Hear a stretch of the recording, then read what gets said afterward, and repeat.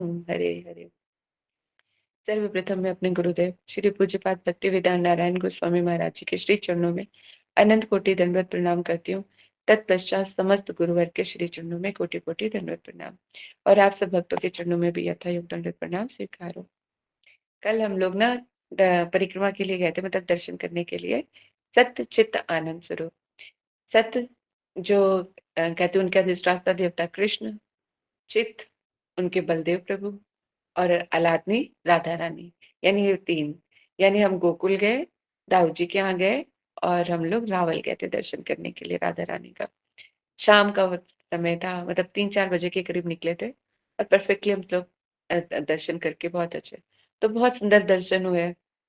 और मतलब अब लगता है कि जब मंदिर पहुंचते तो कैसे दर्शन होते हैं, क्या उनसे।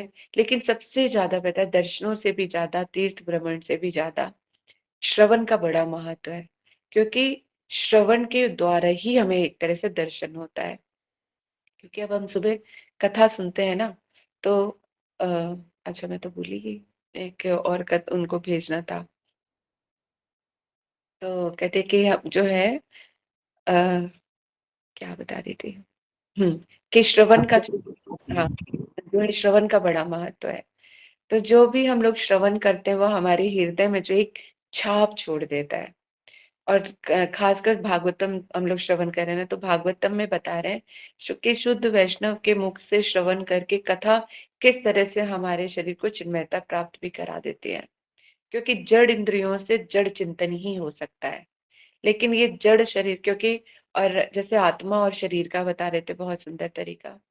वैसे ये कहते हैं ना कि ये चीजें अनुभव, सुनते और श्रवण तो हम हमेशा ही करते हैं, लेकिन जब ये चीजें अनुभव में आती है तब कहीं हम तो कुछ रियलाइजेशन हो पाती है। इस शरीर के अंदर आत्मा तो बंद है ना, आत्मा है, लेकिन आत्मा से इस जड़ इस शरीर का कोई कनेक्शन नहीं होता है, वो बंद ही रहता है। तो और लेकिन जितने भी भगवत मूलक जितनी भी क्रियाएं होती हैं वो सारी हमारे किससे होती है, वो चिन्मय देह से हम भगवान की सेवा कर सकते हैं, इस शरीर से नहीं कर सकते। देखने पे लगता है, क्योंकि जड़ तो जड़ का ही चिंतन करता है, तभी जो है फिर क्या होता है ऐसा। तो एक उदाहरण देते हुए प्रभु जी बता रहे थे, जो वो पारा होता है ना, जो मरकरी, वो कहीं पर भी डाल दो, कहीं पे किसी से मिक्स नहीं होता। पानी में डाल दो तो निकल आएगा, मिट्टी में डालोगे तो निकल आएगा, किसी भी चीज से मिक्स नहीं होता वो। लेकिन एक है, सिर्फ एक ही चीज ऐसी जगह पर होती है जिसपे उसको रगड़ रगड़ करके फिर वो कर दो तो वो पूरा मिक्स हो जाता है, जिसे बोलते हैं गंधक। गंधक एक ऐसा सब्सटेंसेस है जिसमें पारे को अगर रगड़ो तो वो पूरा उसमें मिक्स हो जाता है। इसी तरह से ये जो आत्मा है, आत्मा जड़ शरीर से बिल्कुल अभिन्न है, बिल्कुल अलग है। वो आत्मा हमारी सत्य चित्त आनंद स्वरूप स्वरूप है, और ये शरीर जो है जड़ है।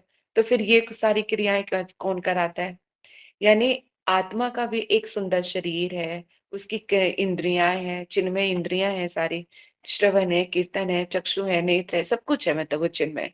तो फिर तो वो तो इस जड़ से उसका कोई कनेक्शन नहीं है, तो फिर ये सब कार्य कैसे करते हैं। मन का जो हम अभी देख रहे हैं, चल रहे हैं, फिर रहे हैं, जो इंद्रियां कार्य कर रही हैं, तो ये किस तरह से करती हैं। तो यहाँ पे बताते हैं कि ये जो जड़ इंद्रिया के जो कार्य है, वो कौन करा रहा है फिर। आत्मा तो कहते हैं आत्मा का इससे कोई लिंक नहीं है। तो ये जड़ इंद्रिया जो माया के जो 3 गुण है, सत्वगुण रजोगुण तमोगुण, ये 3 गुण वो काम करा रहे हैं हमारे। इसलिए देहात्म बुद्धि पे कहते हैं कि जो रहती है,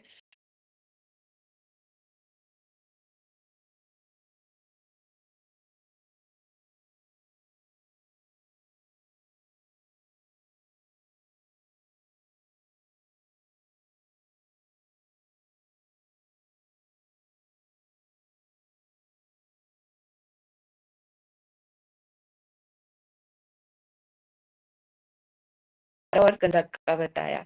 और जैसे एक उदाहरण ले लेते हैं कि जैसे लोहा है, लोहे के अंदर ताप नहीं होता, लेकिन वो अग्नि के अंदर डाल दो तो क्या होता है, वो उसकी आग को ले लेता है और फिर उसमें भी हाथ रखो तो जला देता है, यानी ताप शक्ति उसके अंदर भी आ जाती है। इसी तरह से एक ये उदाहरण बताया। एक दूसरा उदाहरण और एक जैसे बताते हैं, मान लो एक ब्राह्मण की आत्मा पे दूसरे की किसी मुसलमान की जो है आत्मा आ गई है। एक सात्विक है और एक काम तामसिक हो गया। तो जो ब्राह्मण के कार्य है, व्रत आदि रखना, मंदिर जाना, पूजा करना, हवन करना, लेकिन अब उसके ऊपर आत्मा किसकी आ गई है? मुसलमान की। तो नॉनवेज खाना, इधर करना उधर करना, सारे बात जाना, और ये जो है तामसिक क्रियाएं आ गई। तो अब देखते हैं क्यों आता है कि जो ब्राह्मण है, देखने में तो वो ब्राह्मण दिख रहा है, लेकिन सारी क्रियाएं किसकी आ रही है? वो सारी तामसिक क्रिया कर रहा है। तो क्या वो ब्राह्मण कर रहा है? ब्राह्मण नहीं कर रहा, जो उसका भूत बैठा हुआ है वो मुसलमान का, तो वो सारी तामसिक क्रियाएं कर रहा है। कहने का तात्पर्य यहाँ पर ये है। या फिर किसी अब पर्टिकुलर माउंटेन को भी क्यों ले, किसी भी एक व्यक्ति को ले लेते हैं जो तामसिक व्यक्ति है, जो नॉनवेज खाता है, वो सब कर, तो वो उसका शरीर उस पे आके सारे कार्य करा रहा है। तो जब वो भूत उतर जाएगा उसका, उसके बाद फिर वो अपनी पोजीशन पर आ जाएगा, तो ब्राह्मण फिर वही सारे कार्य करने लग जाएगा, है ना। तो इसी तरह से हमारी जो कहते हैं कि ऐसा दिखने पे लगता है कि हमारी जो जड़ी इंद्रियां, जैसे जो साधु संत, जो सिद्ध महापुरुष होते हैं, तो देखने में क्या लगता है कि बिल्कुल साधारण हमारे ही जैसे हैं, लेकिन उनके अंदर वो दिव्यता आ चुके थे, यानी जो ये इंद्रियां है वो चिन्मय में तदात्म हो जाती हैं। भजन करते करते ये जड़ शरीर जो है चिन्मय शरीर में परिवर्तित हो जाता है। तो देखने तभी हम भ्रमित हो जाते हैं सिद्ध महापुरुषों को पहचानने में, उनकी क्रियाकलापों को देखने में, क्योंकि देखने में तो वो हमें जड़ी ही दिखते हैं, क्योंकि हमारी जड़ी नेत्र है तो हम जड़ी को ही देख पाते हैं। अगर जिसके अंदर शुद्ध भक्ति होगी तो वो शुद्ध भक्ति को भी अनुभव कर पाते हैं। ठीक है। तो इसी तरह से जो हमारा जड़ शरीर है, तो ये चिन्मयता को कब हमें हरि नाम का रस, जैसे प्रभु जी बड़ा सुंदर एक उदाहरण दे रहे थे। कह रहे थे कि एक बार परिक्रमा में ना काफी सारे लोग आए होंगे, तो राधा कुंड का जो जल है, तो उसको पिया तो बोले ये तो बड़ा खारा सा है सब लोग उसमें।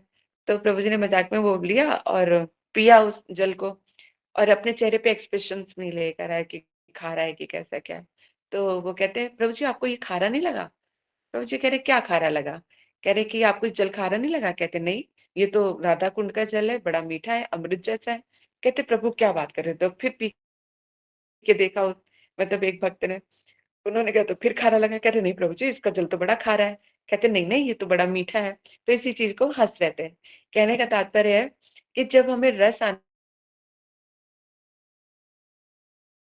लग जाएगा, और जल जो है हमें मीठा लगने लग जाएगा। अभी तो खारा लगता है ना राधा कुंड का जल, तो लेकिन फिर उसके बाद में ये मीठा लगेगा। तो एक इसी से भी थोड़ा अंदाजा रहेगा कि कितना मीठा लग रहा है, कितना फीका लग रहा है हमें। तो इसी तरह से धीरे धीरे हरि कथा करते, सुनते सुनते, श्रवण करते करते, हरि नाम का जप करते करते, हमारे जो ये जड़ीय शरीर है, जड़ता को खत्म करके चिन्मयता को प्राप्त कराएगा। और जब तक ये हमारे खुद के अनुभव में नहीं आती, हमें नाम जो है नाम रस है, उसमें रस नहीं आता नाम में, भगवान का नाम सुन के हृदय द्रवित नहीं होता, सरेंडर करने का मन नहीं करता, जब ये सब चीजें, तो बहुत बहुत हमारे अनर्थ है, जिसके कारण जो है हम उन चीजों को अनुभव नहीं कर पा रहे। तो प्रार्थना में बहुत बला, तो मैं हमेशा ही कहती हूँ, गौड़िया गीति उठाकर देख लो, एक एक प्रार्थना इस तरह से है, जब उन प्रार्थनाओं में हमारे भाव शामिल हो जाएंगे, तब उनका अर्थ बदल जाएगा, फिर भाव बदल जाएगा। फिर अपने आप, जब पहला आंसू आप लोगों का गिरेगा ना स्मरण करके, अपनी दशा को याद करके, तब आप लोग अनुभव करोगे कि मतलब वाकई प्रार्थना क्या होती है और गौड़िया कीर्तन है क्या। तब इन पर अच्छे से तुम जान पाओगे। अब आते हैं हम लोग श्रवण करें श्री चैतन्य चरितामृत मध्य लीला, और दूसरे अध्याय के अंतर्गत हम लोग ने श्रवण कर रहे थे कि कैसे महाप्रभु जो और अच्छे हैं, राधा रानी के भावों का रस आस्वादन कर रहे हैं। राधा रानी भी कृष्ण के जाने के विरह में जो है बहुत ज्यादा दुखी है, अपने हृदय की बात किसी और से नहीं कह पा रही है, तो ललिता विशाखा आदि सखियों से कहती हैं। और महाप्रभु जो है अपने उन्हीं हृदयगत भावों को उजागर करे, उघाड़िया, अपने हृदय के भावों को उघाड़ करके कहाँ पे दिखा रहे हैं उनको? श्री स्वरूप दामोदर और श्री राय रामानंद जी को। तो जगन्नाथ जी का उन्होंने एक श्लोक लिया था, जहाँ पे महाप्रभु के मुख से निकला था जहाँ पर राधा रानी क्या बताती हैं कि मैंने बड़ी मुश्किल से, मेरा भाग्य जागा था कि मैंने कृष्ण का दर्शन किया था, लेकिन आनंद रूपी जो है आनंद आ गया और उसने क्या किया, अपहरण कर लिया मेरे चित्त को। क्यों? क्योंकि आनंद अश्रु जब आंखों पे आ गए तो जो दर्शन हो रहा था वो क्या, धूमिल हो गया। इस कारण जो है मैं ठीक से दर्शन नहीं कर पाई। भगवान करे कि वो पल आए, मतलब कभी किसी सुख या किसी किसी कारण से वो पल आ जाए कि मुझे दोबारा कृष्ण का दर्शन करने के मिले, तो मैं उस पल को अनेक प्रकार के रत्नों से जड़ित होकर उनका मैं स्वागत करूंगी। तो ये गंभीर गंभीर भाव है जो राधा रानी के प्रेम से डूबे हुए, कृष्ण प्रेम में डूबे हुए हैं, है ना। लेकिन हम तो साधक अवस्था भी हमारी नहीं आई, क्योंकि श्रद्धा निष्ठा हम इसी में ही फंसे हुए हैं। लेकिन फिर भी श्रवण करके कुछ तो हृदय में अपना प्रयास ही कर रहे हैं। तो साधक अवस्था में भी कि ये बताया, बड़े बड़े सौभाग्य के बाद ही सर्वश्रेष्ठ वस्तु जो है हमें इतनी आसानी से नहीं मिलती। बड़े सौभाग्य की बात कि हमें कृष्ण प्रेम जो है प्राप्त हुआ है, सर्वश्रेष्ठ वस्तु प्राप्त हुई है, सर्वश्रेष्ठ रस प्राप्त हुआ है, और सर्वश्रेष्ठ जो है हमें कथाएं श्रवण करने को मिल रही है। यानी रस की जो चरम सीमा है, जहां पर जितनी मधुरता हो सकती है, जितना कहते माधुर्य हो सकता है, जितना ऐश्वर्य हो सकता है, सबके सबके टॉप मोस्ट पर, इससे आगे कुछ और है ही नहीं, ऐसी वस्तु हमें मिली हुई है। तो ये सौभाग्य की बात भी है, गर्व करने वाली बात भी है। और मतलब इस चीज को और अनुभव जब आप करते हैं ना, तो दुर्लभता जो है, मतलब कैसे सब कुछ क्या मिल गया, मतलब क्या ही बोले। तो कृष्ण प्रेम इतना दुर्लभ और आनंद, हृदय को आनंद प्रदान करने वाला है। पेज नंबर है 60 और प्यार नंबर अब 38 हम आरंभ करते हैं। कह रहे, विरह के कारण जो है ना, श्री कृष्ण के दर्शन और मिलन के एक क्षण को भी बड़ा बहुत ही कैसे आदर देते हैं कि वो पल जब हम कृष्ण का दर्शन करते हैं, तो देखो सबका सबका अपना अपना अधिकार है। कथा श्रवण करके भी जो अनुभव आता है वो भी अपने भजन के अधिकार के अनुसार ही आता है, उसका रसास्वादन भी वही। यानी क्लास तो वही चल रही होती है, लेकिन जिसका जहाँ जो अधिकार होता है वो वहां से ही आरंभ होता है उसका अनुभव करना भी, है ना। तो यहाँ पे क्या है कि जो कृष्ण दर्शन में जो विरह के कारण है और मिलन के क्षण में कितना क्या आसक्ति होती है और कितना आदर मिलता है, उसको बताते हुए बड़ा सुंदर बताते हैं। यहाँ पे कह रहे हैं, ये काले व स्वप्ने देखनु वंशी वदने, सेई काले आइला दुई वैरी। कह रहे, दैवशता जिस समय मैंने साक्षात अथवा स्वप्न में वंशी वदन करते हुए श्री कृष्ण को देखा, तो कह रहे दैववश मेरे ऊपर कृपा हो गई कि मैंने साक्षात, या ये कह लो कि मैंने सपने में कृष्ण को देखा। उसी समय जो है दो शत्रु आ गए, दो बैरी आ गए, एक आनंद और एक मदन। आनंद आ गया तो आनंद में क्या है, शरीर शिथिल होने लग जाता है, इतनी सतर्कता नहीं रहती, जिस काम को तुम करने बैठो तो वो है, आनंद में शरीर ढीला पड़ने लग जाता है। हम्म, और मदन, अगर काम जाग जाए तो उसमें भी शिथिलता आ जाती है। तो कह रहे ये दो वैरी आ गए, से ही काले आइले दो वैरी। आनंद आनंद और मदन, हरि नील मोर मन, देखी ते न पायलो नेत्र भरे। कह रहे और इन दोनों ने क्या किया, मेरे मन को हर लिया। आनंद मिश्रित अश्रु आके मेरे चित्त को चुरा लिया और ऐसे उसमें मत मद मत कर दिया कि क्या है, उसने मेरे मन को हर लिया, कि मन जो फिर जिस चीज में टिका हुआ था वहां पर अब वो टिक नहीं रहा, मतलब अपने आप को ही संभालना मुश्किल हो गया। फिर कहते हैं, पुण्य यदि कौन क्षण कराए कृष्ण दर्शन, तभी से ही घटी क्षण पल। तो कह रहे इसलिए मेरा मन भरकर जो है मैं उनको दर्शन भी नहीं कर पाए, क्योंकि आनंद और मदन के द्वारा मेरे चित्त को हर लिया गया, जिसके कारण जो है मैं उनका दर्शन नहीं कर पाई। पुण्य यदि कौन क्षण कराए कृष्ण दर्शन, यदि सौभाग्यवश कोई क्षण मुझे फिर से श्री कृष्ण का दर्शन कराए, तो क्या होगा, तबे से ही घटी क्षण पल, दिया माल चंदन नाना रत्न आभरण, अलंकृत करे मुँह सकल। तो कह रहे कि मैं उस घड़ी क्षण पल को कि मैं माला चंदन नाना प्रकार के रत्नों आभूषणों से अलंकृत कर दूंगी। यानी उस पल के सौभाग्य को मैं नाना प्रकार से उसका मैं स्वागत करूंगी कि वो क्षण कब आए। तो ये तो है कि विरह की अवस्था, कि कृष्ण के दर्शन की अभिलाषा किस हद तक आ जाती है। और मतलब राधा रानी की हृदय को हम कैसे ही स्पर्श कर पाए, क्योंकि उनका तो हृदय प्रेम से लबालब भरा हुआ है, और यहाँ श्रद्धा की प्रकाष्ठा भी नहीं। तो ये जो अभी क्योंकि ये तो बहुत आगे की लीलाएं हैं जिनका भी हम सारांश अभी श्रवण कर रहे हैं, तो प्रेम दशा की बात, हम प्रेम दशा को श्रवण कर रहे हैं। तो इसकी भी स्थिरता, इसकी भी नींव अभी हमारी बनी नहीं है ना। तो साधक काल में भी यही समझ लो कि इसको तो उसमें कि वो क्षण जब भगवान का कीर्तन भूलते हैं हम, हरि नाम नहीं कर पाते, कथा श्रवण नहीं कर पाते, नाम नहीं ले पाते हैं, तो अनेक अनेक प्रकार के, एक तो बड़ी मुश्किल से भजन में मन लगता है। मन लगता है तो उसमें अनेक अनेक प्रकार की बाधाएं आ जाती हैं। कभी कभी तो हम खुद ही शत्रु बन जाते हैं, कभी पूरा जग बैरी बन जाता है, कभी घर वाले बैरी बन जाते हैं। तो ये सब चीजें जो है हमारे भजन को बाधा पहुंचाते हैं। लेकिन बाधा पहुंचाने के बाद एक चीज तो पक्की है, भक्ति को कोई रोक नहीं सकता, क्योंकि भक्ति स्वतंत्र है। ये सिर्फ उत्कंठा और मतलब हमारे अपने जो प्रारब्ध है ना, प्रारब्ध आ सकते हैं, हमारे अपने अनर्थ आ सकते हैं, हमारे अपने पाप सामने आ सकते हैं।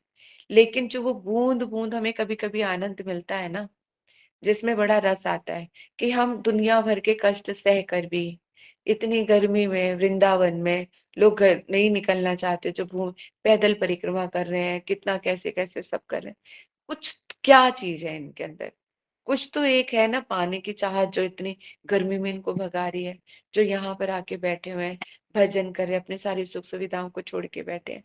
तो जो भजन करने के लिए आए हैं, एक ऐसी और मतलब कल हमें एक भक्त मिली थी दीदी, जो वो दुबई में मतलब अपनी बेटी के साथ रहते थे। तो दुबई से वो यहाँ पर आ गए धाम में। तो देखो कैसे गुरुदेव वैष्णवगढ़ जो है वहां से घसीट, क्योंकि जो बाहर देश में निकल जाता है ना, तो ऐश्वर्य खींच लेता है, सुख सुविधाएं खींच लेती हैं, सब चीजें। लेकिन वहां से यहाँ पे आकर बसना, कहाँ ये कहते कि दुबई, और कहाँ ये वृंदावन, दोनों कितनी अपोजिट चीजें हैं।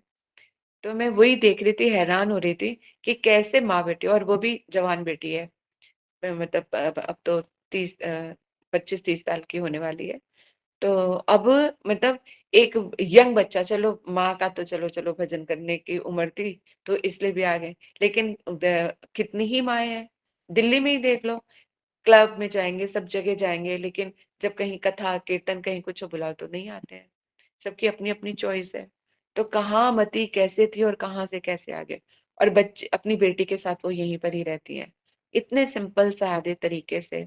तो उनको देख देख के लगता है कि एक फैमिली ये भी है, और एक ऐसी फैमिली है, पता नहीं शायद मैंने आप लोगों को भी बताया ही होगा, क्योंकि शेयर तो मैं कर ही देती हूँ। तो मतलब यहाँ पे कथा सुनने आती है, पूरी फैमिली है। तो अपने पोते को लेकर आती है, छोटा सा पोता है, मतलब 5-6 साल का होगा, मृदंग बजा रहा है। और मतलब उसके इतना अच्छे, और उसके खिलौने भी कैसे, चैतन्य महाप्रभु, नित्यानंद प्रभु, गौर परिवार, इस तरह से बना है। और वो मृदंग बजा रहा है, इतना सुंदर मृदंग बजा रहा है, उसके दादी दादा लेकर आते हैं। तो मैंने सोचा शायद वैसे ही घूमने फिरने आया होगा, दादी दादा इनके रहते होंगे यहाँ पर। तो फिर मैंने उनसे बातचीत की, तो कहते नहीं, हमारी तो पूरी फैमिली यहीं पर ही रहती है, यानी उनका बेटा, बहू, पोते पोती सब यहीं पर ही रह रहे हैं, इतने सिंपल तरीके से रह रहे हैं, पढ़ाई, वेल एजुकेटेड है, मतलब वर्क फ्रॉम होम चल रहा है, भजन कर रहे हैं पूरा, मतलब सात्विकता के उसमें रह गए। मैंने कहा एक फैमिली ये भी है। हम बेकार ही कहते हैं कि हमारी फैमिली अलग हो जाती है, घर से हमें अलग कर देते हैं। घर से कभी भी भगवान अलग नहीं करते हैं, हमारे अपना स्वार्थ हमें अलग कर देता है एक दूसरे से। हमें एक दूसरे से प्यार ही नहीं होता कि कोई अच्छे काम पे चल रहा है तो हम उसके साथ हो ले, उल्टा घसीटना शुरू कर देते हैं। तो ऐसे बहुत सारे यहाँ पे भक्त लोग हैं जो अपनी फैमिली के साथ रहते हैं, पति पत्नी रहते हैं, कि उनके घर परिवार जो है अब अपने अपने घर पे बच्चों की शादी कर दी है, सब सेटल है, सब उसमें रहे, पति पत्नी दोनों भजन करते हैं। जब एक मैं परिक्रमा करके आ रही थी तो एक ऐसे ही हो रहे थे, और एक उसमें कह रहे थे कि चलो अब ठीक है, अब तो हम दोनों ही हैं, मतलब सारे हम तीर्थ भ्रमण करेंगे। तो बच्चों से बस इतनी एक्सपेक्टेशन करते हैं वो कि चल ठीक है, अगर उनके अपना थोड़ा बहुत जो है प्रॉपर्टीज दे दी है, मतलब का उसमें के रेंट के लिए, और जो रेंट आता है उसके हिसाब से वो अपना खर्चा करते हैं। और वो सोचते हैं कि ठीक है, अब सारे जो है हम मियाँ बीवी सब चीजों से फ्री हो गए, अब हम अपना तीर्थों में भ्रमण करेंगे। दोनों मियाँ बीवी निकल जाते हैं, कभी परिक्रमा, कभी कैसे कभी कैसे। तो कहीं पर बताओ कहाँ छूटता है। तो यानी भगवान या भक्ति कभी किसी को नहीं छुड़ाती, हमेशा जो है स्वार्थ इंसान को छुड़ा देता है, और फिर बदनाम हो जाती है भक्ति। तो जो भक्ति को अच्छी तरह से समझते हैं, भगवान का प्रेम जोड़ता है, कभी तोड़ता नहीं है। इंसान का स्वार्थ तोड़ देता है। वो सेल्फिश, जो सेल्फिशनेस होती है, वो प्रेम में है। वहां के कहते हैं कि भक्तों में, भक्ति में नहीं है। भक्ति हमेशा फ्लरिश करती है इंसान को। तो वो जब वो सुख आनंदमयी है, तो वो दुख कैसे दे सकती है। हाँ, अगर रीना इसी से संबंधित प्रश्न है तो पूछो। अ, हरे कृष्णा दीदी, दंडवत प्रणाम। दीदी, इसी से संबंधित बस मैं यही कहना चाहती थी कि जैसे अभी आपने उस फैमिली का बताया जहाँ वर्क फ्रॉम होम वगैरह ये सब चल रहा है और हस्बैंड वाइफ जा रहे हैं, तो ये उनका अधिकार होगा इस जन्म में, तो भगवान ने उनको दिया। अब कई लोगों का जिनका अधिकार नहीं है तो उनको नहीं मिलेगा, वो देखो, फिर दूर ही रहेंगे। नहीं नहीं, एक चीज का और देखो, अधिकार की बात कहाँ पर आती है कि जो जितने जिसके खाने का सामर्थ्य होता है, जिसको अगर किसी को सोने की आदत डालो ना, 1 घंटा 2 घंटा 24 घंटे वो सोने में, उसके देखो नंबर ऑफ आवर्स सोने के बढ़ जाएंगे। ऐसे ही तुम खाने का देख लो, जिसको खाने का चस्का चढ़ जाए और 24 घंटे में थोड़ा थोड़ा थोड़ा थोड़ा करते रहे, एक टाइम आएगा कि उसको खूब भर भर भर भर पेट के खाने लग जाएगा। तो इसी तरह से ये भक्ति भी है, आपकी उत्कंठा के ऊपर ही डिपेंड करता है। आपका कहते हैं कि बच्चे का आईक्यू लेवल डिसाइड करता है कि वो कौन सी क्लास में जाएगा। क्लास डिसाइड नहीं करती कि बच्चा कहाँ जाएगा। बच्चे का आईक्यू लेवल वो करता है। तो भगवान ने हमें सब चीजें उपलब्ध करा रखी हैं, हमने अपनी मुट्ठी खुद ही बंद की हुई है। तो बात यहाँ पर आती है। हाँ, लेकिन अब अपने भजन करने का सामर्थ्य और उत्कंठा के ऊपर डिपेंड करता है। तुम्हारा जो उत्कंठा है वो डिसाइड करती है कि तुम्हारा अधिकार क्या है। उत्कंठा के ऊपर है, कितनी तड़प है। और यथास्थाने में हमेशा बोलती हूँ, पहले घर पे ही जल के देखो कि कितनी आग लगती है, कि घर पे तुम्हें घर पे ही रह के कितनी उत्कंठा रहती है। तब ये सब चीजें आती हैं। जब होता है ना, हम रह ही नहीं सकते। कई बार जैसे एक ऐसा मतलब ये उदाहरण, इससे इतना ज्यादा तो नहीं है लेकिन फिर भी थोड़ा उस चीज का, जैसे हम घर पे रहते रहते बोर हो जाते हैं, फिर लगता है कि नहीं, अब घर से तो बाहर निकलना ही है, चाहे मैं कहीं पर भी चले जाऊं, चाहे एक दिन का ट्रिप लगा कर आऊं या चाहे मैं कहीं चले जाऊं, लेकिन अब मैं घर के अंदर नहीं रह सकती। मतलब इस तरह से बोझिलता, इस तरह से इतनी मोनोटनेस आ जाती है लाइफ में कि लगता है ना कि अब कहीं बाहर ही निकल जाओ। तो भैया फिर कहते हैं, अब मैं तो ना बस घर पे इतना वो हो रहा था कि मैं तो निकल गई बाहर। कि क्या वो एक ऐसा मोमेंट था कि आप रह ही नहीं पा रहे थे, तो मतलब फ्रेश एयर के लिए या किसी भी चीज के लिए आप निकल गए, क्योंकि आपको घुटने लगा था। समझ में आ रही है बात। तो इसी तरह से भजन करते करते जब वो स्थिति आ जाए कि आपका घुटने लगे, अपने आप रास्ते बन जाएंगे। अपने आप फ्रेश एयर की ब्रीज अपने आप ही वो रास्ता खींचेगा, अपने आप ही सब चीजें आएंगी।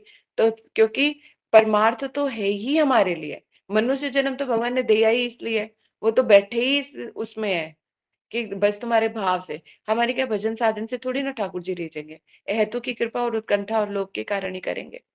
तो जैसे गुरुदेव ने कितनी बार अपनी कथाओं में कहा है कि तुम करोड़ जीवन क्या, करोड़ का तुम इस जन्म में पा सकते हो, इस जन्म में क्या कुछ पलों में पा सकते हो। गुरुदेव की कथाओं में कई कई बार इतना ज्यादा है। कहीं पे कई बार ऐसे होंगे सामने तो बोल देते हैं कि अभी पता नहीं कितना समय लगेगा, क्योंकि हर तरह के अधिकार के व्यक्ति बैठे होते हैं।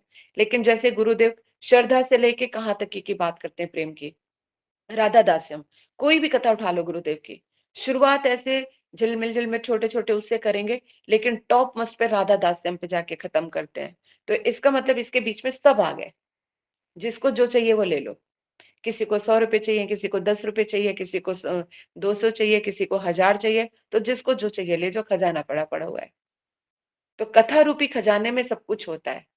तो अपने अपनी उत्कंठा और अपने सामर्थ्य के अनुसार जीव जो है उसको चुन लेता है। और उसको अपना सामर्थ्य बढ़ाने के लिए ही हरि कथा, हरि नाम है, शुद्ध रूप में करेंगे। और इसका उदाहरण कहते हैं कि उसमें मिल जाता है, बृहद भागवतम में सनातन गोस्वामी जी ने दिया, गोप कुमार का दिया, ब्राह्मण कुमार का दिया। इनके पास क्या था? जिनको तो कुछ पता भी नहीं था कि मंत्र क्या होता है। हमें तो बहुत कुछ पता है, हमारे गुरुदेव भी हैं, शिक्षक गुरु भी मिल रहे हैं, हमें तो बहुत कुछ मिल रहा है। उनके पास तो किसी भी तरह की कोई सुविधा नहीं थी। इसलिए शास्त्र हमें जो है ना, हमारी चक्षु को खोलते हैं। तो इसी तरह से बस ये है कि हरि नाम करें, और आगे का थोड़ा सा जो है अपनी स्ट्रेंथ से थोड़ा बाहर करके चलना चाहिए, ताकि वो उत्कंठा बढ़ती रहे। अगर जितनी इलास्टिसिटी होती है ना, अगर उसी के घेरे में ही रहोगे तो कैसे चलेगा? थोड़ा सा स्ट्रेच करना पड़ता है, थोड़ा सा, जितना नाम कर पाते हो डेली उससे थोड़ा सा लेके चलो। जैसे को मान लो 32 आराम से जाती, कोई टेंशन नहीं है, 2 और बढ़ा दो। जब वो 2 भी बड़े रेगुलर में आ जाओ तो 2 और बढ़ा दो। तो इस तरह से धीरे धीरे कथा, कीर्तन, श्रवण कीर्तन सब चीजों में बढ़ते रहना चाहिए। और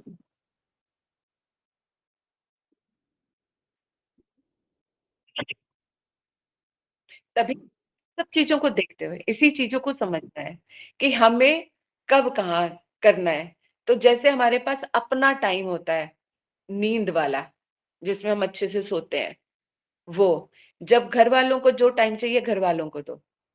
पति शाम को आते हैं या क्या है, अगर 24 घंटे ही पति देव घर पे रहते हैं तो फिर टाइम डिवाइड कर लो कि भाई इस टाइम पे ऐसे ऐसे, अगर मैं घर के भी काम करूंगी या ये करूंगी तो ऐसा है। और अगर ऑफिस के आवर्स हैं और उसपे है तो उससे पहले सब चीजें करो। देखो हर एक को टाइम तो देना ही पड़ेगा क्योंकि गृहस्थ जीवन है। तो आपको अपने बच्चों को भी टाइम देना पड़ेगा, पति देव को भी देना पड़ेगा, बाकी सब चीजों को भी देना पड़ेगा। अंतर है निष्ठा, बाहर है लोक व्यवहार। तो ये धीरे धीरे हमें लाना पड़ेगा। एक्चुअली ये वाला ना हो नहीं पाता, जैसे परिवेशनी नारी में भी, परिवेशनी नारी को मैंने बहुत इसमें गहन चिंतन कर करके भी अगर विचार में आता ही है ना, परिवेशनी में होते कम से कम वो प्रेम तो है ना भगवान से। प्रेम होता है तो फिर वो परिवेशनी वाला चल जाता है कि घर पे अच्छे से तुम काम कर रहे हो और अपना क्या कहते हैं कि अंदर जो है भगवान का चिंतन चल रहा है। प्रॉब्लम हमारी ये है कि अगर हम भजन छोड़ के घर में इन्वॉल्व होते हैं ना तो हम घर में ही इन्वॉल्व हो जाते हैं, क्योंकि हमें प्रेम नहीं है ठाकुर जी से। इसलिए हम जो हम घर के काम अगर स्वाभाविक, तो जो भी हम करना चाहते हैं ना भजन के साथ साथ, तो वो स्वाभाविकता में आ जाता है कि हम हृदय से ही करने लग जाते हैं उस सब चीजों को, उसमें इन्वॉल्वमेंट हो जाती है हमारी। और ये एक बहाना मिल जाता है कि क्या करें, मजबूरी है हमारी, ये करना पड़ रहा है, लेकिन चाहत हमारी होती है। समझ में आ रही बात मैं क्या कह रही हूँ? स्वाभाविकता जुड़ जाती है क्योंकि हमें भगवान से प्रेम नहीं होता। देखो जैसे एक उदाहरण जो है उसका भी देते हैं। राजी मूवी आप लोगों ने देखी है ना? राजी मूवी में बहुत सुंदर काम किया है उसने। और उसमें क्या दिखाया कि जो हीरोइन होती है वो इंडियन होती है लेकिन पाकिस्तान में उसकी पूरी गृहस्थी, शादी करके जाती है, बाकायदा शादी भी एक तरह से उसकी अपनी जॉब का एक पार्ट होता है, अपने देश के लिए। मतलब शादी भी उसकी एक पार्ट है। तो किस तरह से उसने किया, देशभक्ति उसके हृदय में सुलग रही है, देश प्रेम है ना, देश प्रेम ने उसको परवेशनी नारी बना दिया। कि अंतर निष्ठा किसकी है? अपने देश प्रेम की है। वहां पे उसका घर है, पति है, पूरे काम देखो कितने फर्स्ट क्लास करती है। देखना आप लोग ये मूवी अच्छे से, पूरे घर में तक किसी भी चीज को कोई शिकायत नहीं देती। पति, घर, सारा सब कुछ ऐसे संभालती है अच्छे से कि मतलब किसी को शक नहीं हो पाता कि ये जो है हिंदुस्तानी है। समझ में आ रही बात? ऐसी निष्ठा, तो वो प्रेम ही नहीं है हमारे पास। तो हम क्या करते हैं, प्रेम तो भगवान के प्रति है नहीं। तो अगर भजन छोड़ के भी अगर हम थोड़ा बहुत जो घर गृहस्थी और उसमें लगते हैं ना, तो फुल्ली इन्वॉल्वमेंट के साथ लग जाते हैं, तो हम संसार के बन जाते हैं। बस दिक्कत यहाँ पर ये आ रही है। इसलिए हमारे ऊपर ये कार्य नहीं कर पा रहे, अंतर्निष्ठा, बाहर लोक व्यवहार। तो उससे प्रेम होना जरूरी है। तो प्रेम के लिए तो बस यही है कि किल्सन के साथ एक अंदर रिपेंटेंस होनी चाहिए।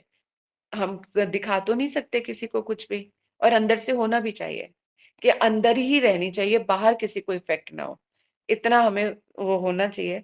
लेकिन जितना जितना नेचुरल जिसके साथ हो पाए तो वो है। बस ये ऐसे ऐसे पॉइंट्स हैं जहां पर हम भक्ति को वर्धित कर सकते हैं, अनुभव कर सकते हैं, जैसे नाम ही नहीं हो रहा है।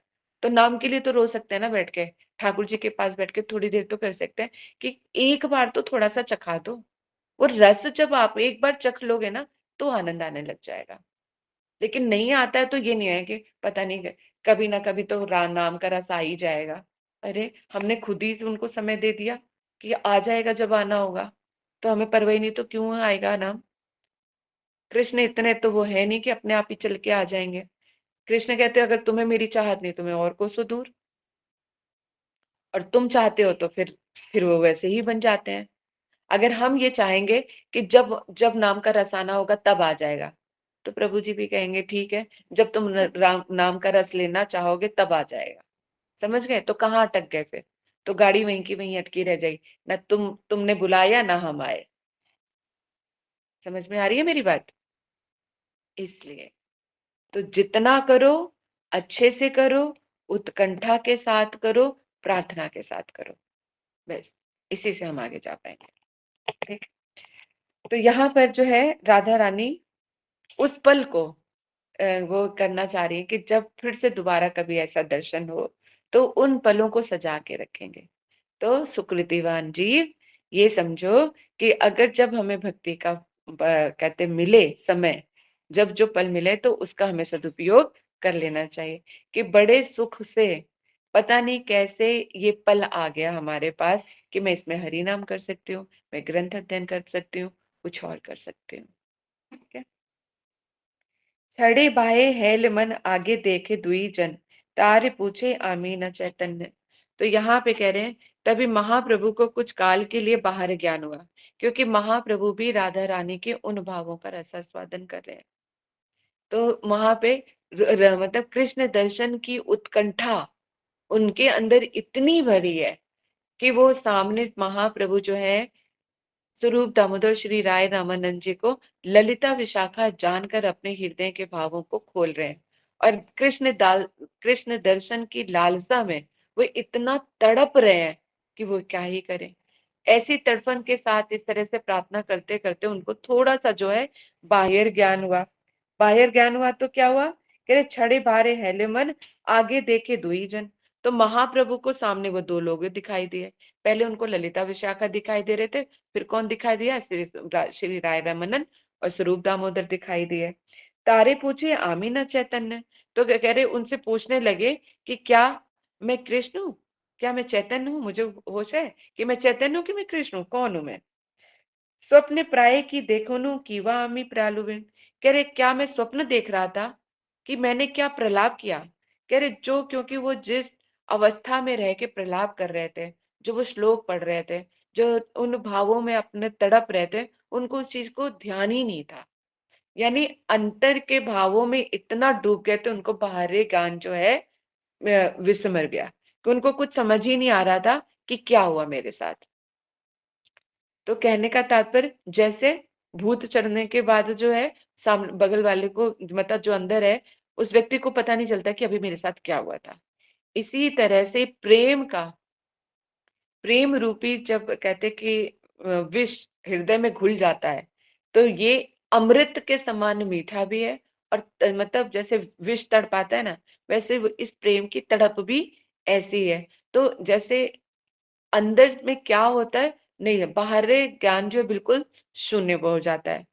जैसे शराबी होता है, नशे में धुत होता है तो वो क्या कहता है क्या बोलता है उसको पता नहीं चलता, क्योंकि अंदर की मदमत्ता उससे ये सारी चीजें कराती है। इसी तरह से कृष्ण का प्रेम है, वो अंदर से इतना मदमत कर देता है कि बाहरी रूपी जो है वो भूल जाता है कि क्या बोला और क्या नहीं बोला। तो जब बाहरी ज्ञान महाप्रभु को हुआ तो पूछने लग गए कि मैंने कुछ बोला क्या? मैं कृष्ण हूँ, मैं चैतन्य ही हूँ ना, मैंने कुछ प्रलाप किया क्या? कह रहे तुम्हारा कुछ सुनियाची दैन। क्या कह रहे तुमने कुछ मेरा कुछ दैन प्रलाप सुना कि मैंने कुछ बोला? सुन मोर प्राण बांधव, नाही कृष्ण प्रेम धन दरिद्र मोर जीवन, देही इंद्रिय वृथा मोर सब। कह रहे हे मेरे बंधुओं तुम कुछ सुनो। सुन मोर प्राण बांधव। बांधव कौन होते हैं? जो तुम्हारा कल्याण चाहते हैं, जो तुम्हारे सुख दुख में रहते हैं, जो तुम्हें हमेशा फ्लरिश होने देखना चाहते हैं, तो वो बांधव होते हैं। जो तुम्हें सुख दुख के हर एक छोर से दूर ले जाए। तो कह रहे, हे मेरे बांधव, तुम मुझे प्राणों से भी प्रिय हो, ना ही कृष्ण प्रेम धन। और कह रहे, इसलिए मेरी बात ना तुम बड़े ध्यान से सुनो कि मेरे पास जो है कृष्ण प्रेम रूपी धन नहीं है। कौन कह रहा है? राधा रानी। कृष्ण विरह में तड़प रही है, प्रेम की ऐसी उच्च अवस्था है। और क्या कह रही है कि मैं तो कृष्ण से प्रेम ही नहीं करती, मेरे पास कृष्ण प्रेम रूपी धन नहीं है। अतः दरिद्र मोर जीवन, मेरा तो जीवन क्या है? दरिद्र। यानी जिसके पास कृष्ण भक्ति नहीं है, जिसके पास कृष्ण भक्ति मति नहीं है, तो वो गरीब से गरीब है। और जिसके पास कृष्ण प्रेम रूपी धन है, तो उससे ज्यादा कोई अमीर नहीं है। तो कि मेरा ये जो देह, हाँ, क्या है? देह इंद्रियां वृथा मोर सब। कह रही है फिर जो अगर कृष्ण भक्ति के बगैर मेरा ये देह और मेरी इंद्रियां धारण करना सब व्यर्थ है। जैसे शास्त्र में भी मैं हम लोग पढ़ रहे थे ना, जिसमें बोल रहे थे कि जो भगवान का भजन नहीं करता, भगवान का नाम नहीं करता, तो वो दो पशु के समान है। तो यहाँ पर अनेक अनेक शास्त्र मिल रहे हैं, है ना? कितने कितने प्रमाण है कि यदि मेरी देह और इंद्रियां भगवान के भजन में नहीं लगते तो ये सब व्यर्थ है। क्योंकि भगवान ने ये सब चीजें दी ही किस लिए है? इस भव सागर से पार होने के लिए। जैसे मैंने उदाहरण दिया था आप लोगों को, क्योंकि एक ऑफिस का जो हमारा बॉस है, उसने सारी सुख सुविधाएं आपको किस लिए दी है? गाड़ी दी है, बंगला दिया है, एसी दिया है, नौकर चाकर दिया है। किस लिए दिया है? कि तुम सिर्फ भोग करो इसलिए दिया है कि किस लिए दिया है? बताओ, बताओ किस लिए दिया है? हरे कृष्णा दीदी। हम्म, बोलो। दीदी जिससे हम उसका उसका काम ठीक से कर सके, अपना ऑफिस वर्क। उसके ऑफिस, ताकि सुख शांति से बैठ कर ऑफिस के बारे में चिंतन कर सके कि ऑफिस को कैसे ग्रो करना है। जितनी भी उसकी टर्म ओवर है, तो उसको और कितना बढ़ा सकते हैं, और कितनी अच्छी तरह से कंपनी के लिए क्या किया जाए जिससे कंपनी फ्लरिश हो। तो वो सारी सुविधाएं बॉस ने इसलिए दी है। तो भगवान ने हमें ये सुखमय शरीर, धन दौलत, पैसा, नौकर चाकर किस लिए दिया है? ताकि हम भोग कर सके। बस हमारी मति यहीं पे हो जाती है। भगवान ने ये सब चीजें इसलिए दी हैं कि तुम संसार का भोग करते हुए, है ना, जो चीजें हैं तुम्हें भोग भी करने के लिए दे रहे हैं, लेकिन साथ में इन्वॉल्व करके। मुझे मत भूलो। जैसे माता पिता ने कमा के पूरा घर परिवार सब कुछ इकट्ठा करके दे दिया, इतना बड़ा घर, इतना बड़ा बंगला बना के दे दिया, तुम्हें पैसे नौकर चाकर सब कुछ दे दिया, और तुम माता पिता को तुम पूछ नहीं रहे। एक कमरे में पड़े हुए हैं तो वो पड़े हुए हैं, कोई जाके उनसे पूछ नहीं रहा कि कुछ चाहिए नहीं चाहिए, क्या चाहत है क्या नहीं चाहत है। तो ये सही है क्या? जिन्होंने इतनी मेहनत से सारा सब कुछ बना के दिया और उन्हीं को नहीं पूछ रहे। तो इसी तरह से भगवान ने हमें ये जीवन दिया, सुखमय शरीर दिया, संसार दिया, घर पैसा पति बच्चे परिवार सब कुछ दिया, और उसी में से पत्ता हमने भगवान का काट दिया कि भगवान ये सारे सुख वैभव किसके? मेरे। बंगला मेरा, पैसा मेरा, पति बच्चे मेरे, सब कुछ मेरा। भगवान तुम्हारा है ही क्या यहाँ पे? तो कितने हम कितने सेल्फिश हैं।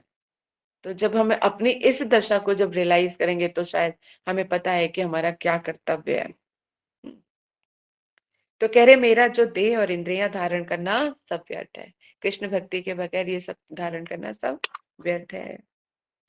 अमृत प्रभा भाष्य में कहा, आगे देखे द्विजन। महाप्रभु ने श्री स्वरूप दामोदर और श्री राय रमन को देखा।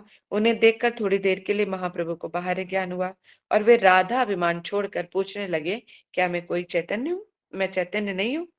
क्योंकि वैसे तो उनको फिर भी याद रहता है, राधा रानी के भावों में जब वो डूब जाते हैं तो अपने आप को क्या समझते हैं? मैं कौन हूँ? राधा रानी।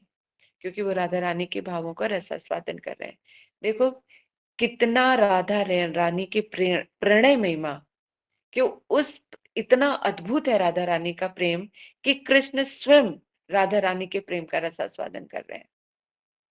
पुण्य कहे हाय हाय, शून्य स्वरूप राम राय, ए मोरे हृदय निश्चय, शून्य करे विचार, है नय कहे सार, एति बलि श्लोक उच्चारे। महाप्रभु कहने लगे, हाय हाय, सुनो स्वरूप राम राय, मेरे हृदय के अंतरंग बात सुनो तुम। आज मैं तुम्हें अपने हृदय की बात बताता हूँ, उस पर विचार करके तुम जरा अपना निर्णय दो कि ऐसा है या नहीं। यह कहकर उन्होंने एक श्लोक और उच्चारण किया, क्योंकि अपने हृदय की बात बता रहे हैं। जैसे जब हम प्रेम आलाप में या कभी ऐसी परिस्थिति आ जाती है, सखी सहेलियों से बात करते हैं, अच्छा पहले तू मेरी पूरी बात ध्यान से सुन, फिर उसके बाद बता कि मैं जो सोच रही वो ठीक है कि नहीं। तो ऐसे ही प्रेम में डूबे जो महाप्रभु सामने जब स्वरूप दामोदर राय रामन जी को देखा है, तो कहते हैं कि मेरे हृदय की स्थिति को जानते हो, मैं तुम्हें सारे अपने हृदय की बात बता रहा हूं, और तुम मुझे ये बताओ कि ये सही है कि गलत है।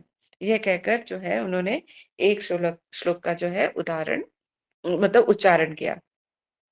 तो इसमें श्रीमद् भागवत में से ये श्लोक लिया गया, दशम स्कंद 31वें अध्याय का पहला श्लोक लिया। क्या बोल रहे हैं देखो, जब अंदर प्रेम की दशा हो जाती है तो सही शब्द जो है उच्चारण नहीं हो पाता, हकलाने लग जाता है। तो ये अंदर का एक कंपन होता है, एक अंदर की व्यथा होती है, कुछ एक ऐसी शक्ति होती है जो आपके बाहरी स्वरूप को बिल्कुल डगमगा देती है, और आप जो है लड़खड़ाने लग जाता है, आपकी जो जीवा है वो लड़खड़ाने लग जाती है। तो जैसे यहाँ पर है, कैया वारिया पम पम हिड़ी ही होई मनुष्य लोत्र, जेई हुई कसम विरोह विरह अंतिर से कोई जियाई। तो ये शब्द जो श्लोक उन्होंने पढ़ा ये समझ में नहीं आया, क्योंकि उनके जो जिस तरह से वो कप कपाते हुए शब्दों से जो बोल रहे थे, तो उनके मुख से प्रेम के कारण जो है वो श्लोक ठीक से उच्चरित ही नहीं हो पा रहा था। कह रहे ये श्लोक जो है सामान्य सामान्य लोक प्रचलित भाषा प्राकृत में है, संस्कृत में ये श्लोक इस प्रकार है। तो देखो जो बोला वो क्या बोला, कैतव रहितम प्रेम नाही भवती मानुष्य लोके, यदि भवती कास्य विरहो विरह सत्यपि को जीवती। अर्थात ये जो कैतव रहितम प्रेम, कौन सा प्रेम है, कैतव रहित है, छल रहित, कपटता के रहित, इसमें किसी भी तरह की कपटता नहीं है। यहाँ पे कपटता किस तरह का, यहाँ पे कर्म का, ज्ञान का, योग का, इन सब चीजों से दूर, छल का, मतलब किसी भी तरह का कोई कर, बिल्कुल प्योर शुद्ध कैतव रहितम प्रेम है ये, है छल रहित है, इसमें किसी प्रकार का छल नहीं है। और ये मनुष्य लोक में कभी भी उदित नहीं होता, और मनुष्य लोक में जो है ये शुद्ध प्रेम जो है कभी भी उदित नहीं हो सकता, क्योंकि इस तरह की शुद्धता जो है कहीं पर आ ही नहीं पाती, इस एक्सटेंट तक कोई प्रेम कर ही नहीं पाता है। और कह रहे हैं क्या कहा, कैतव रहितम प्रेम नहीं भवती मानुष्य लोक है, इस मनुष्य लोक में नहीं होता।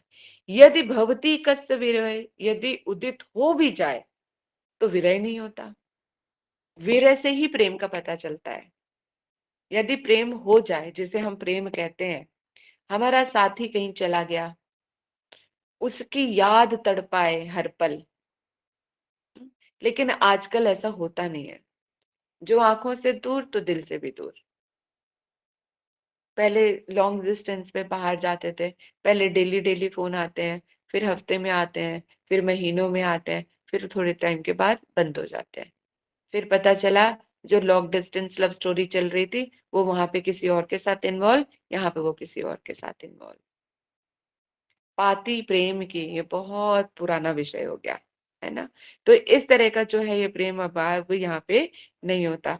तो अगर कहीं पे प्रेम हो भी जाए तो विरह नहीं आता, जहां प्रेम है वहीं पे विरह है।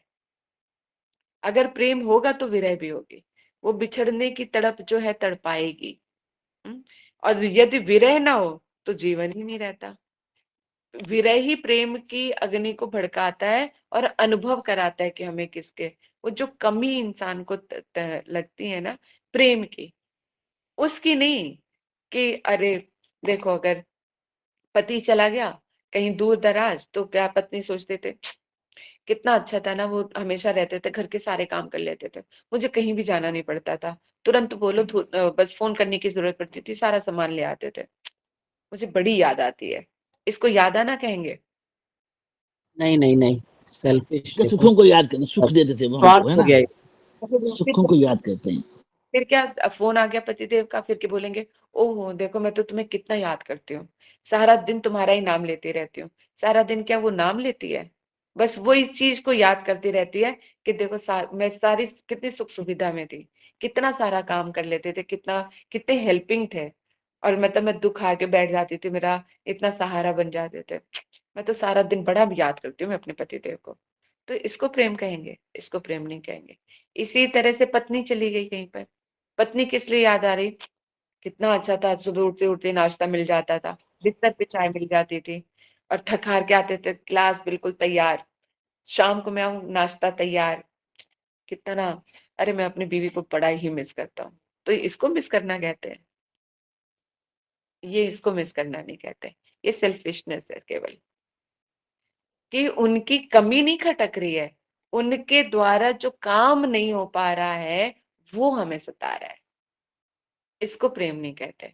और फिर हमने इसका नाम दे दिया मिस करना, कि मैं तुम्हें बहुत मिस कर, जगह जगह पे तो मुझे तुम्हारे मिस करते हैं, याद आती है।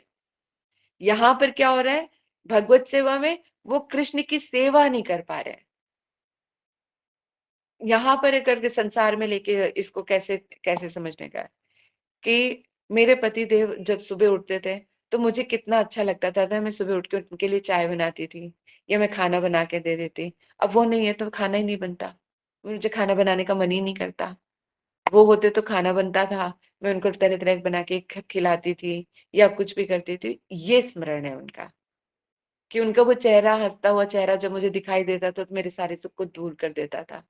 अब उनकी वो मुस्कान भी नहीं है, अब मैं उनके पास नहीं है। तो ये स्मृति है उनकी सब चीजों की।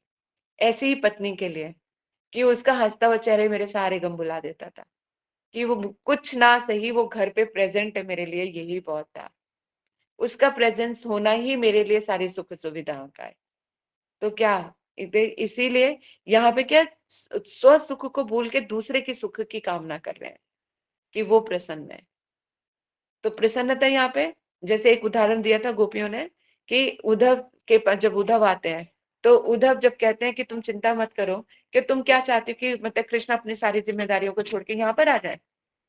तो गोपियां क्या कहती हैं? गोपियां कहती है कृष्ण यहाँ आएंगे तो हम बड़े प्रसन्न होंगे, क्योंकि हमें बड़ा हुआ है। लेकिन यहाँ आने से यदि उनके सुख में रत्ती भर भी फर्क पड़ता है तो वो वहीं पर ही रहे। हम उनको सुखी देख के सुखी हैं। हम उनकी विरह की आग में हम जल जाएंगे, मर जाएंगी, कट जाएंगे, चाहे जितनी उनकी याद हमें सताए, लेकिन हम कभी नहीं चाहेंगे कि वो हमारे पास आए, यदि अगर वो वहां पे सुखी है तो। समझ में आ रहे? तो ये इतना दुर्लभ प्रेम है, जो जिसकी मतलब सुगंध मात्र से, और ऐसी सुगंध, ऐसा प्रेम किसी का घर बर्बाद कर सकता है क्या? नहीं कर सकता। इससे जिंदगियां बनती हैं, बिगड़ती नहीं है। बिगड़ता सिर्फ हमारा, हम बिगाड़ते हैं, हमारा स्वार्थ बिगाड़ता है। इसलिए भक्ति हमेशा आनंद प्रदान करती है, कभी दुख नहीं देती। भगवान का नाम भी कभी दुख नहीं देता।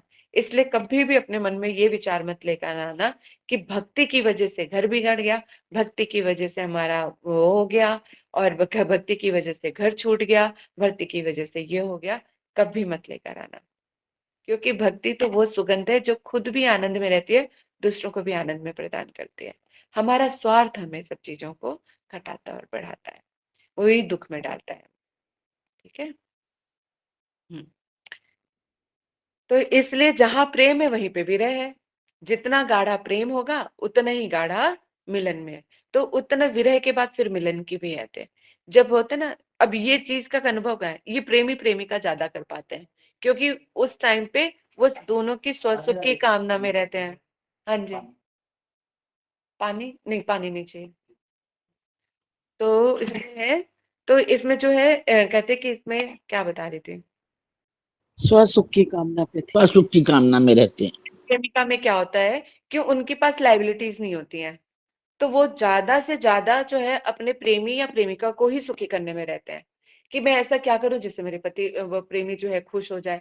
उनके लिए गिफ्ट्स लेकर आएंगे या खुद अच्छे से तैयार हो जाएंगे, बड़े गेस्चर के साथ उनके बड़ी मीठी मीठी बातें करके उसको सुख पहुंचाने की कोशिश करते हैं, चाहे प्रेमिका हो चाहे प्रेमी हो। फिर बाद में फिर स्व सुख, शादी के बाद या कुछ है, फिर उसके बाद स्व सुख की कामना आ जाती है, तो कि ये मुझे सुखी करे। पत्नी चाहती है पति सुखी करे और पति चाहता है पत्नी सुखी करे।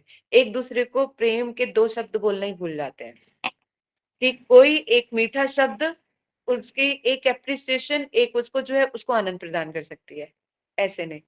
तो कृष्ण इतने मधुर भाषी हैं, इतने मधुर भाषी हैं कि वो जब बोलते हैं ना तो लगता है कि गोपियां करें, उनकी चेहरे ही दिखती रहती हैं, इतने मधुर भाषी हैं। ऐसे लगता है जैसे उनके मुंह से क्या शब्द शहद टपक रहा है, उनका मुंह ही तकते रहते हैं, उनका माधुर्य ऐसा है। और एक तो इतना सौम्य, एक तो उनका मुख मंडल इतना माधुर है, ऊपर से उनकी वाणी ऐसी कि उनके लच्छेदार बातें। कोई एक गोपी में तिरछी चितवन से भी देखे, आंखों से भी प्रेम बरसाना होता है। शब्द जिनको कहने कि चलो भाई ठीक है, जिसको मीठी मीठी बातें बोलनी नहीं आती, भाई नेत्र भी बहुत काम कर देते हैं। नेत्रों से ही, उन नेत्रों का चलायमान ही दूसरे को बहुत कुछ कह जाता है ना। इन सब चीजों से तो हम लोग वाकिफ ही हैं। कहते कि बचपन से जवानी, जवानी से बुढ़ापे तक का सफर किया है हम लोगों ने। आंखों आंखों में भी बात होती है, तो कितनी ही सारी चीजें हैं। तो जहां पे प्रेम जताना है तो कैसे भी जताया जा सकता है। ना पैसे की जरूरत होती है, ना किसी और चीज की जरूरत होती है, बस छोटी छोटी चाहतों की जरूरत होती है बस।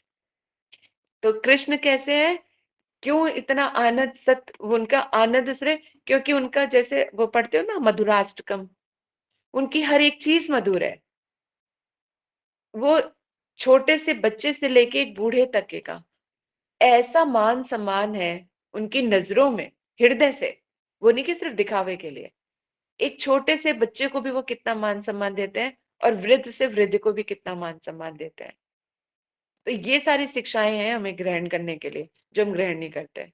रामायण का चरित्र देख लो, रामायण में से तो कृष्ण लीला में से तो सिर्फ श्रवण ही करने लायक है, सच पूछो तो। ज्यादा कृष्ण की लीलाओं को हम नहीं कर सकते, लेकिन राम जी की सारी लीलाओं को हम श्रवण करके उनको अपने जीवन में उतार सकते हैं, क्योंकि राम जी की सारी लीलाएं उन्हीं पर आधारित है। एक पति कैसा होना चाहिए, पत्नी कैसी होनी चाहिए, और कहते हैं कि देवर कैसे होने चाहिए, भाभीियों का क्या कर्तव्य, माओ का क्या कर्तव्य, राम लीला में सारी चीजें बताई हुई हैं। तो राम और सीता का माधुर्य, माधुर्य देखा है कैसे ठिठोली है उनकी, कितना माधुर्य में है, कितनी रिस्पेक्ट है एक दूसरे के लिए, कैसे बातचीत करते हैं। और देख लो घर पे कितना तांडव कैसा होता है सब। तो अगर अब हमारे शास्त्र ही हमें बताते हैं कि कैसे आचरण, जब हम लोग पढ़ेंगे ही नहीं, रामायण ना किसी ने देखी ना पढ़ के सुना कि क्या हुआ क्या नहीं, तो घर पे फिर क्या होगा, महाभारत ही होगी।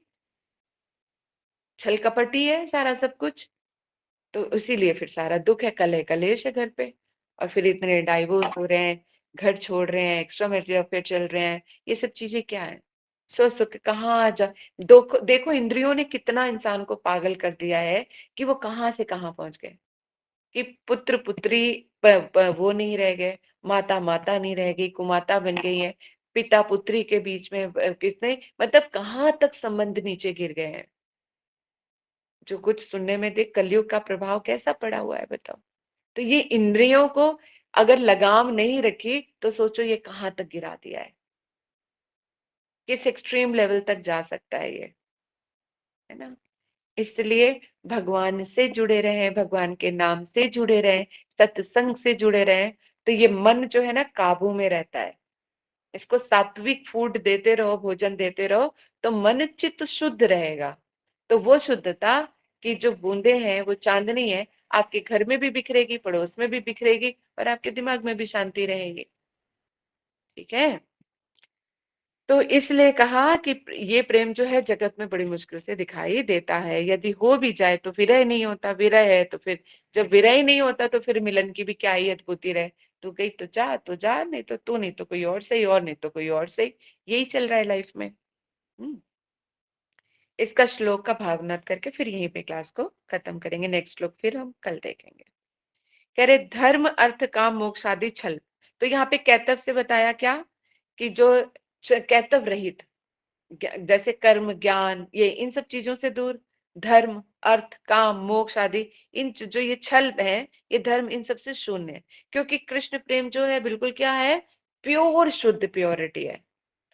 धर्म से कुछ नहीं चाहिए, पैसा नहीं चाहिए, अपनी इंद्रियों को तुष्ट नहीं करना, यहाँ तक कि मोक्ष भी नहीं चाहिए। मोक्ष कौन सा वाला मोक्ष, आवागमन से दूरी, और भक्तों का मोक्ष क्या होता है? अपने स्वरूप में सिद्ध होकर राधा कृष्ण की सेवा को प्राप्त करना, यानी भगवत सेवा को प्राप्त करना ही भक्तों के लिए मोक्ष कहलाता है। और एक ज्ञान युक्त जो मोक्ष होता है वो आवागमन, भैया संसार तो बड़ा दुखी है, मुझे तो इसमें जन्म नहीं लेना, मैं तो भगवान में लीन होना चाहते हूँ। तो क्या वो वो कहते हैं कि ब्रह्म में लीन होना चाहते हैं, तो ज्ञान युक्त वो मोक्ष है, उसको वो मुक्ति जिसे कहते हैं। ठीक है, लेकिन भक्तों के लिए मोक्ष क्या है? अपने स्वरूप में सिद्ध होकर भगवत सेवा को प्राप्त करना ही मोक्ष कहलाता है। इसलिए कहा कि प्रेम जो है इस मनुष्य लोक में नहीं होता। यहाँ पे लस्ट युक्त प्रेम प्यार, इसीलिए प्यार कहते, प्रेम तो एक शुद्ध वर्जन है एक तरह से देखा जाए, जहाँ पे कोई लस्ट नहीं है, जहाँ पे कोई स्व सुख की कामना नहीं है, अपने इंद्रियों का भर्षण नहीं है, प्रेम है वो शुद्ध प्रेम। और यहाँ पे प्यार जिसे बोलते हैं वो लस्ट युक्त प्यार है, इसीलिए सारे प्यार भी सब लस्टी हो गए हैं। तो कह रहे हैं यदि ऐसा प्रेम कहीं है, तो फिर अगर कहीं ऐसे यदा कदा किसी में ऐसा शुद्ध प्रेम दिखाई देता है तो वहां पे विरह ही नहीं होता है। और ऐसे प्रेम में जब विरह नहीं है तो फिर कौन जीवित रह सकता है? अर्थात कोई जीवित नहीं रह सकता। यहाँ पे यही अर्थ निकल कर आता है। तो आज की कथा को हम यहीं पे विराम देते हैं। वांछाकल्पतरुश्च कृपा सिंधु एव च पतितानां पावनेभ्यो वैष्णवेभ्यो नमो नमः। तो ये तो है प्रेम की रीति। तो प्रेम